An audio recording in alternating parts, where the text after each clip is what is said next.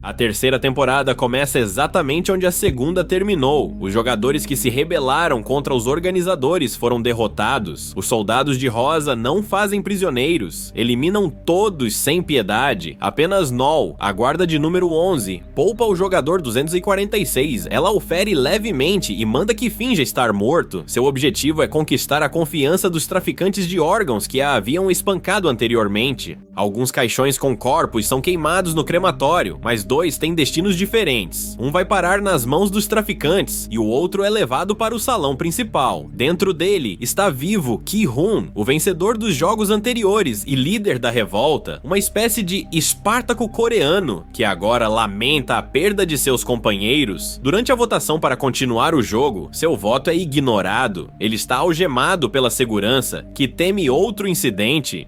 Ele implora para ser executado como os demais. Atira logo, me mata! Apesar do clima tenso, os participantes decidem continuar lutando pelo prêmio, que aumentou após a morte dos rebeldes. Alguns, de forma irônica, agradecem a Ki-Hun por isso. A idosa Geum-ja e seu filho Yong-sik tentam animá-lo levando comida. A transgênero Hyun admite que o fracasso da revolta se deveu à falta de munição, culpa de Dae-ho, que teve medo de retornar com os suprimentos. Desde então, Ki-Hun o observa com desconfiança. Enquanto isso, um agente duplo, o Capitão Park, informa ao apresentador, que finge ser o jogador 1, tudo o que está acontecendo. O detetive Chon, irmão do apresentador, segue em busca da ilha onde ocorrem os jogos. Um incidente suspeito com um drone, oficialmente declarado como acidente, mas na verdade um assassinato cometido pelo capitão, obriga a equipe a voltar ao porto para encontrar um novo operador. Os detetives visitam o cobrador Choi, tentando convencê-lo de suas suspeitas. Apesar das suspeitas sobre o desaparecimento do operador de drone, Chan ainda confia em Park. Foi ele quem o salvou durante a fuga da ilha. Pela manhã, Choi informa que não seguirá com o grupo, prefere conduzir sua própria investigação. Enquanto isso, Il pede aos colegas que o levem até a sala de operações, onde os órgãos dos jogadores são extraídos e vendidos. Lá, uma jovem ataca os traficantes, matando todos. Apenas o médico sobrevive. Ele é necessário para tratar o ferimento do jogador 246. A garota até aceita doar seu sangue para estabilizá-lo, mas depois executa o médico para encobrir a farsa. Para esconder o 246, ela o veste com um uniforme de guarda. Antes do próximo jogo começar, os participantes são divididos em duas equipes, vermelha e azul. As regras são reveladas. Trata-se de um jogo de esconde-esconde com duração de 30 minutos. Os azuis devem fugir, se esconder ou encontrar a saída do labirinto. Os vermelhos devem caçá-los e matá-los. Cada jogador azul recebe uma chave. Os vermelhos ganham facas. Antes do início, é permitido trocar de time com alguém da equipe oposta. O blogueiro Mayong propõe a sua ex-namorada Kim, grávida dele, que troquem de time. Ele promete matar alguém. Ela tenta encontrar a saída. Yong-sik faz o mesmo com sua mãe, Geum-ja. Já o jogador Jeon, líder dos que querem continuar o jogo, também tenta conseguir uma faca, mas ninguém aceita trocar com ele. O fuzileiro Dae-ho teme que Ki-Hun, agora no time vermelho, o escolha como alvo para se vingar. Quase o ataca, mas um guarda o alerta com calma. Qualquer atitude precipitada pode custar sua vida antes da hora. Os jogadores azuis entram primeiro no labirinto com 2 minutos de vantagem para se esconder. Um cronômetro é ativado ao som de uma cantiga infantil sobre um ouriço perdido no nevoeiro. Quando chega a vez dos vermelhos, Ki-Hun parte diretamente à procura de Dae-ho. Myong, por sua vez, se une a Namgyu, capanga do rapper Thanos, morto nos eventos anteriores. Na temporada anterior, Myong e sua então namorada grávida haviam combinado de eliminar os azuis em dupla. Agora separada dele, Kim se junta a Jeon-ja e Hyun, formando uma brigada feminina. Juntas, descobrem que as chaves entregues aos jogadores existem em 3 formatos. Por sorte, elas têm o conjunto completo, que entregam a Hong para facilitar a abertura de portas sozinha. Começa uma violenta caçada com facas e armadilhas, um jogo sangrento de gato e rato. A Xamã Sion lidera um grupo de azuis, prometendo conhecer o caminho da saída. Porém, ao abrir uma porta, dá de cara com os vermelhos e foge, deixando os seguidores indefesos para serem abatidos.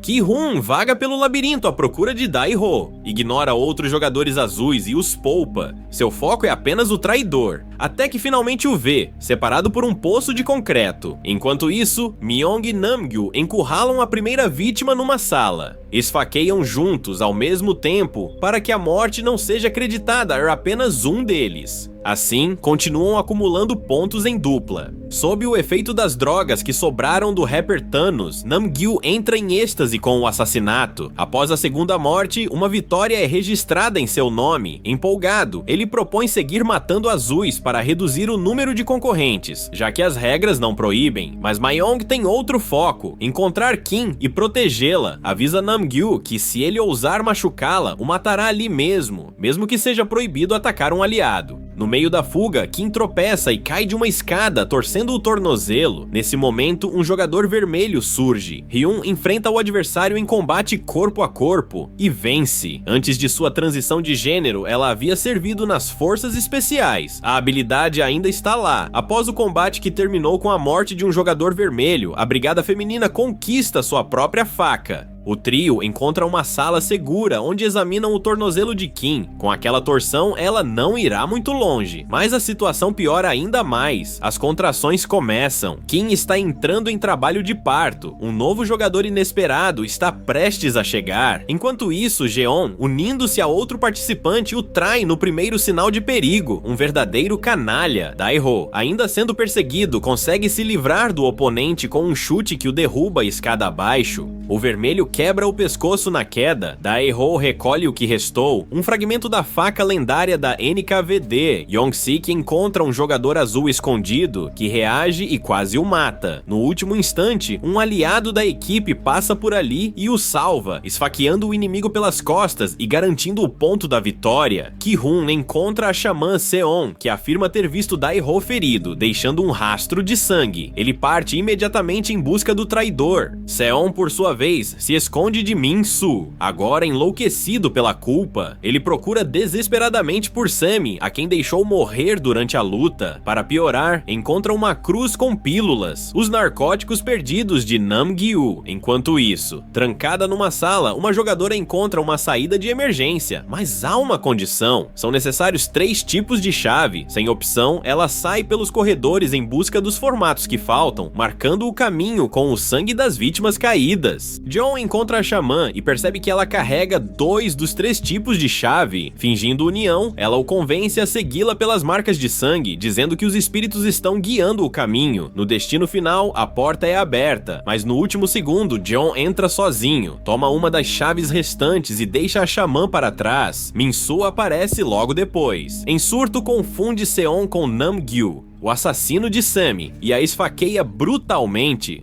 Kim mal consegue dar à luz quando Hyun, o jogador vermelho, irrompe no quarto. Mesmo com a perna ferida, ela enfrenta o adversário, empurrando-o para o corredor e, após uma luta intensa, o elimina. Ao notar a saída próxima, a ex-especialista tenta sair, mas lembra das amigas e, mancando, volta para ajudá-las. Mal chega com a boa notícia, é traída. Leva uma faca nas costas pelas costas, cravada por Myung. Ele finge que o quarto está vazio para afastar o drogado Namgyu. Com os vermelhos já longe, Geon-ja e Kim retiram as chaves do pescoço de Hyun e avançam para a saída. Quando abrem a porta, são surpreendidas por Young-sik, que ainda não matou ninguém, mas o tempo está acabando. Para salvar o filho da derrota, Geon-ja se oferece como sacrifício, dizendo que já viveu o suficiente. Young-sik quer acabar com Kim, mas a velha astutamente crava um alfinete nas costas do filho que ainda está por nascer. Ki-hun segue as pistas que desaparecem no meio de uma escada.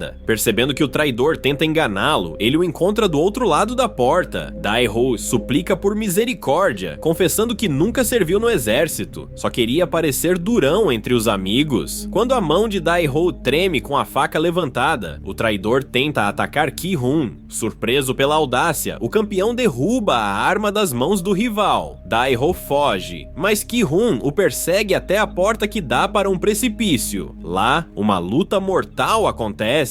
Ki-hun vence, mas em vez de jogar Dae-ho no abismo, agride-o brutalmente e o estrangula até a inconsciência. Coloca a lâmina no pescoço do traidor traidor, mas um tiro disparado por um guarda interrompe o ataque. O jogo termina, chega a hora de contar os sobreviventes, os vencedores, e eliminar os perdedores, mesmo que resistam ferozmente. Para a limpeza, VIPs disfarçados de guarda se juntam à equipe, ansiosos para atirar nos jogadores. Os vencedores são levados para o salão principal. Namgyu, sentindo falta das drogas, entra em crise e tenta voltar para o local, mas a segurança o impede à força, ameaçando-o com armas para conter o vício. Nesse momento, Jeon-ja com o bebê recém-nascido e Kim aparecem. A gravidez de Kim anulou os esforços dos organizadores para reduzir o número de participantes. Os resultados são anunciados. 35 mortos, o prêmio aumentou. Começa a votação. Jeon-ja pede para que o jogo termine pelo bem do bebê, mas não é ouvida. A maioria decide continuar. Então, Jeon-ja encoraja a nova mãe e pede a Ki-hun que cuide da criança. Enquanto isso, Nol escolta o jogador 246 disfarçado de guarda número 16, saindo da sala de operações. Os demais guardas inspecionam o local e encontram cadáveres. O chefe de segurança exige que tragam o número 16 até ele após o toque de recolher. Mas Il, usando o sistema de ventilação, invade a sala do chefe e o aconselha a pensar 2 vezes. Os VIPs chegaram, os organizadores não querem problemas. Melhor deixar o número 16 escapar calmamente de barco pela manhã, sem chamar atenção. Paralelamente, o detetive Chun recebe uma ligação de Choi, que informa que os moradores locais nada sabem sobre o Capitão Park. Chun, ao identificar uma praia familiar pelo drone, desembarca apesar dos protestos do capitão. Ele reconhece o lugar onde viu o irmão pela última vez durante a fuga. Jeon comunica à equipe que o alvo está próximo e ordena o retorno ao barco para continuar a investigação no dia seguinte. À noite, Choi invade a casa do capitão, arriscando o sistema de segurança. Lá, encontra uma foto de Park com um recrutador que quase assassinou o cobrador. Quando um cachorro enlouquecido invade a sala, o visitante o mata a tiros. Ao sair, Choi descobre um esconderijo com dinheiro e um macacão rosa de guarda. A polícia é chamada pelo som do tiro. De manhã, No-il recebe a chave do barco junto ao café da manhã, pronta para a fuga, mas o chefe de segurança ordena nova inspeção na sala de operações. Na segunda checagem, os guardas de rosa percebem que o número 16 está morto e que por trás da máscara dele está o jogador 246. Além disso, a segurança precisa remover um cadáver fresco do salão principal. À noite, Jeon-ja se enforca e os jogadores são levados para um novo jogo, que consiste em pular corda em uma ponte estreita sobre um abismo. Embora Kim tenha uma perna machucada, ela participa. Para aumentar a ironia, os VIPs decidem tornar o bebê dela um jogador oficial, o que a segurança anuncia aos participantes. Todos aqui são jogadores. É uma situação absurda. O tempo para completar o desafio é de 20 minutos e a ordem não importa. Enquanto todos tremem de medo, Min-soo usa a cruz com drogas para chantagear Namgyu, jogando a cruz na ponte e forçando o viciado a pular primeiro. Namgyu chega até a cruz, mas percebe que está vazia. Sem remédios, frustrado, ele perde o equilíbrio e é derrubado pela enorme corda mecânica, caindo no abismo. Ki-hun, lembrando o pedido de Jeon-ja, leva o bebê consigo para atravessar a ponte. Promete voltar para ajudar Kim, que não conseguirá pular sozinha. Mesmo com o peso extra e o desafio de equilíbrio, Ki-hun alcança o meio da ponte, onde há uma abertura perigosa. Hesita, mas pula sobre o vão e completa a travessia. Inspirados pela coragem dele, os demais começam a atravessar, dificultando o retorno para ajudar Kim. O segundo a chegar vira de repente e empurra o terceiro, reduzindo o número de competidores. Uma traição inesperada no mundo de assassinos gananciosos. Ki-hun percebe a traição e ameaça o traidor com um chute para que ele saia do caminho. A ameaça funciona no começo, mas logo eles brigam. Ki-hun arranca um dos olhos do oponente. Enquanto isso, alguns jogadores já caíram do outro lado da ponte. Os jogadores tentam voltar, mas um brutamontes empurra uma mulher que já tinha retornado, fazendo-a cair. É como uma jogada de xadrez, não se pode voltar atrás. Depois que Ki-hun libera a passagem, os demais atravessam com dificuldade cidades. Por fim, só resta Kim, que entende que o tempo está acabando. Pular carregando o bebê é quase uma sentença de morte, então ela decide agir drasticamente. Pede a Ki-hoon que cuide da criança e se joga no vazio. Com isso, termina a quinta rodada. Os jogadores são levados de volta ao salão principal. No salão VIP, sob comando do apresentador, decidem manter o bebê na competição como jogador número 222, o mesmo número da mãe. Isso promete apimentar ainda mais o jogo. Quando a segurança anuncia isso aos participantes, eles reclamam. Terão que dividir o prêmio com mais uma pessoa. Muitos querem eliminar o bebê, mas a segurança declara que a partir de agora é proibida qualquer violência física entre jogadores. São tigres do Amur em extinção. Enquanto isso, o preso Choi presta depoimento. A polícia liga para o Capitão Park para informar sobre a investigação. Ele alerta a chefia, que decide eliminar as testemunhas. Park pega uma arma automática e abre fogo contra o time do detetive Chun. Durante o ataque, Chun conversa com Choi pelo telefone. Choi o avisa que Park trabalha para os organizadores, ajudando Chun a escapar do tiroteio e a contra-atacar o marinheiro com um arpão, salvando um colega. Park morre sem revelar onde fica a ilha. Lembrando que Park desviava a atenção da equipe de um certo local, Chun conclui que ali é o ponto-chave. De volta aos jogos, os organizadores oferecem um jantar luxuoso e anunciam as novas regras da final. Para vencer, os participantes devem eliminar pelo menos 3 jogadores, mas podem matar quantos quiserem. A decisão cabe aos próprios jogadores, que votam e aprovam a regra com maioria esmagadora. Após isso, todos vão dormir. Durante a noite, um guarda chama Ki-hoon para falar com o apresentador. Ele oferece uma adaga para Ki-hoon assassinar os jogadores que se uniram contra ele enquanto dormem, avisando que, caso não o faça, no dia seguinte ele, Ki-hoon e o bebê terão um futuro difícil. Quando Ki-hoon pergunta o motivo da ajuda, o apresentador tira a máscara. Ele é o jogador 1, o primeiro com quem Ki-hoon liderou a revolta. Ki-hoon quer matá-lo ali, mas o apresentador explica que isso não mudaria nada. Ele seria substituído. Porém, se Ki-hoon seguir seu conselho e eliminar os concorrentes,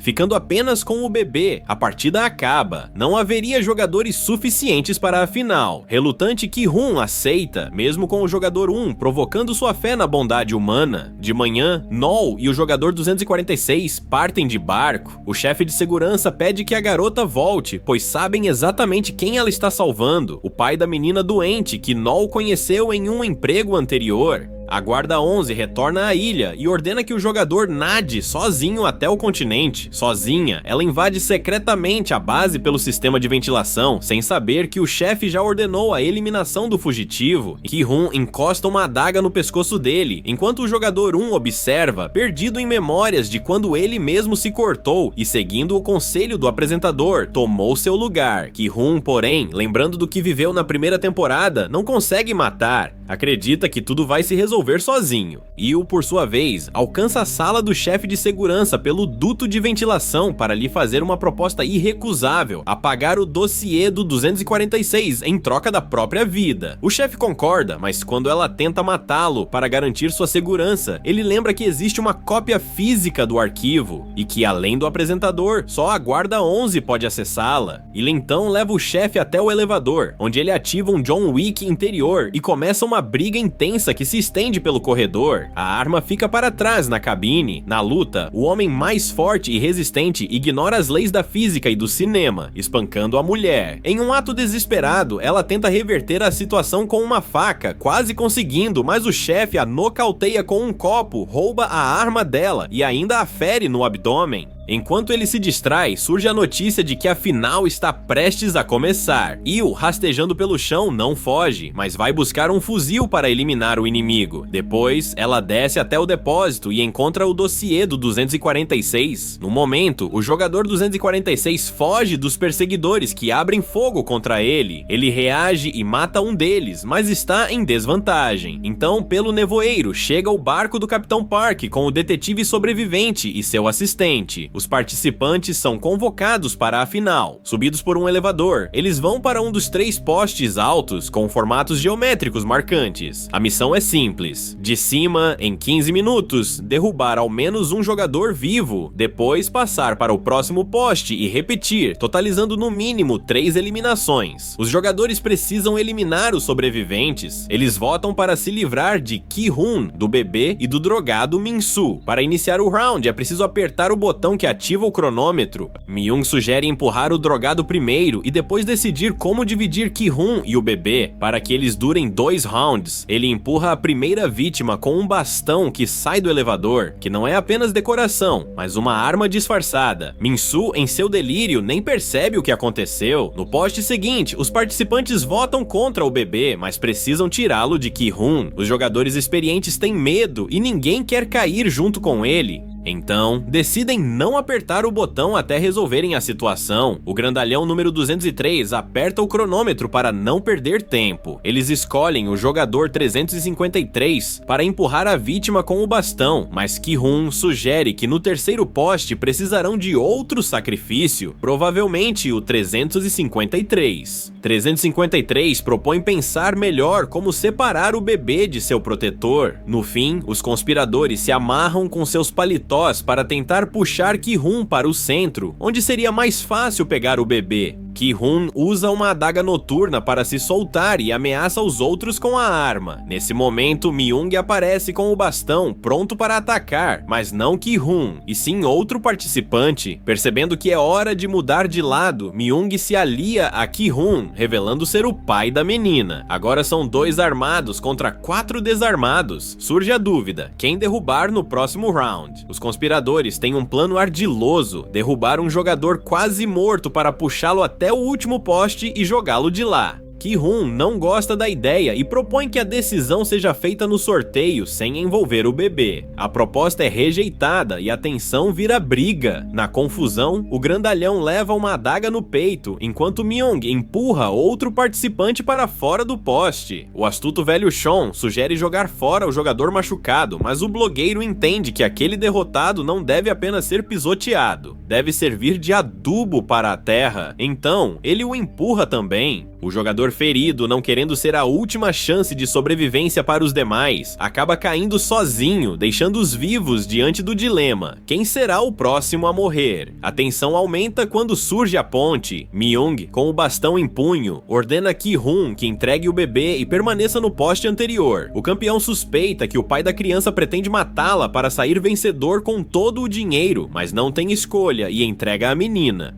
Enquanto o blogueiro cuida do bebê, Ki-hoon pega uma adaga do corpo caído e no último instante pula do poste que está se afastando para o terceiro. Entre os participantes, uma luta se inicia, durante a qual o bastão cai. Mi-young ameaça jogar o bebê no vazio se o rival não largar a faca. Ki-hoon obedece, enrolando o paletó no braço para se proteger. A briga termina com os dois caindo do topo, mas Ki-hoon consegue se segurar numa barra de ferro exposta. O bicampeão sobe de volta e vê que o botão de início ainda não foi pressionado. O jogo ainda não começou, então o resultado não vale. Enquanto isso, Yu queima os arquivos no arquivo, as chamas lambem as estantes. Ela encontra seu próprio dossiê, jovem, bonita, ainda sem pecados neste sangrento trabalho, recordando a família perdida, marido e filho. A jovem põe a arma na cabeça, mas desiste. Nesse momento, a lancha do detetive Chun se aproxima da ilha, guiada pelo jogador 246. O detetive nada com o auxílio de um equipamento de mergulho por uma caverna subaquática até um ponto de saída, de onde sobe por uma passagem secreta. Ao apertar um botão, Ki-hoon ergue o bebê nos braços enquanto o público aguarda seu adeus e o fim do jogo.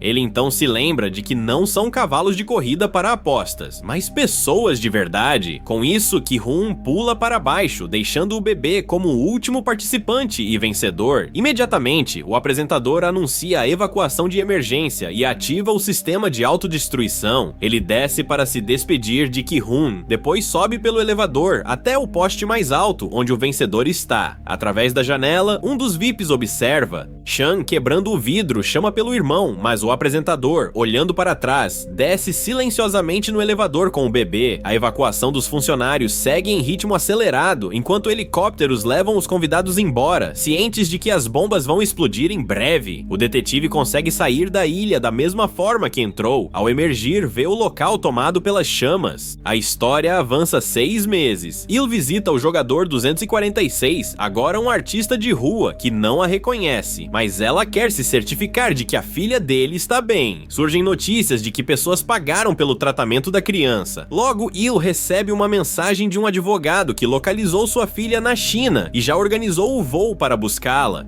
No aeroporto, Il quase encontra a mãe falecida de Sebok, da primeira temporada, que chegou à Coreia para se reunir com o filho que não via há anos. Chun-ho, ex-policial, resgata Choi da prisão. Juntos tentam descobrir o paradeiro do dinheiro de Ki-hun, segredo conhecido apenas por eles. De volta a casa, o ex-detetive encontra uma encomenda na cama. Um bebê de 6 meses, Kima, junto com um cartão bancário contendo o prêmio de Ki-hun. O apresentador viaja para os Estados Unidos para entregar à filha de Ki-hun a herança, o uniforme de jogador e o cartão bancário com o que sobrou do dinheiro confiscado do esconderijo. A caminho do aeroporto, o apresentador vê numa viela uma mulher de aparência élfica brincando com uma tradicional brincadeira infantil coreana, recrutando novos participantes para a competição, e assim a série chega ao fim. Obrigado por assistir. Se é novo por aqui, não esqueça de curtir e se inscrever para ficar sempre atualizado. Até a próxima e tenha um ótimo dia!